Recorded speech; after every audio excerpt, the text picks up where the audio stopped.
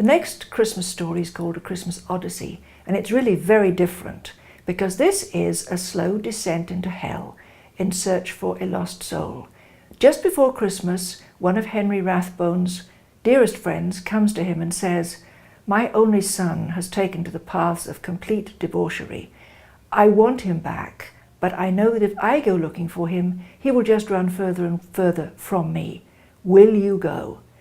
Henry is so sorry for this friend. You can't say no, especially just before Christmas.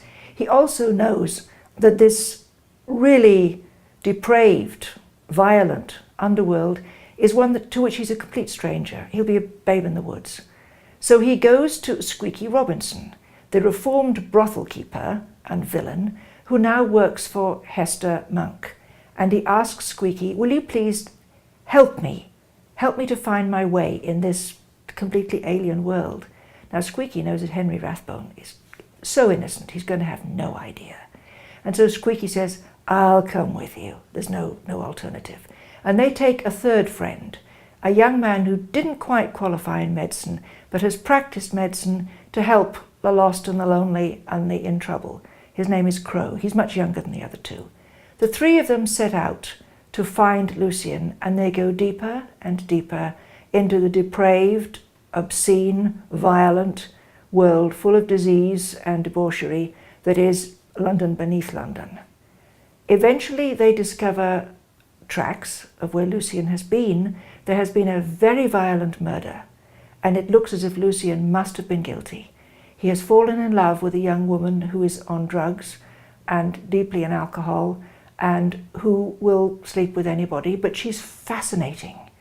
She's very beautiful. She has sea blue eyes, and Lucian is absolutely besotted on her.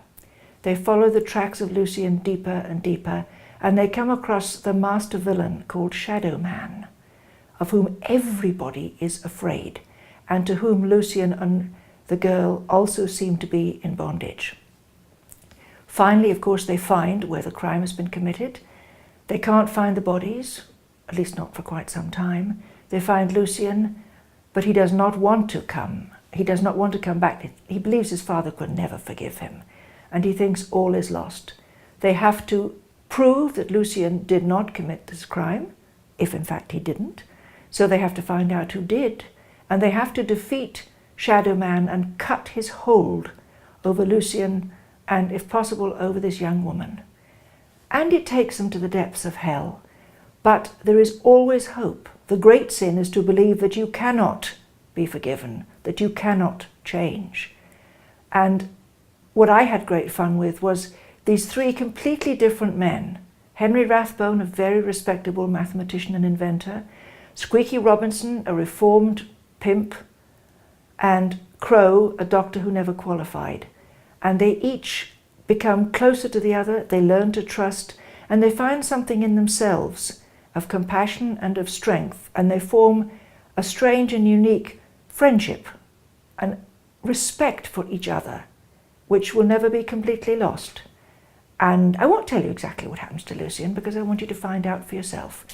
But when they finally emerge from this terrible underworld, it's to the bells and the snow and the carols and the hope of Christmas, and a coming home, a new life for all of them.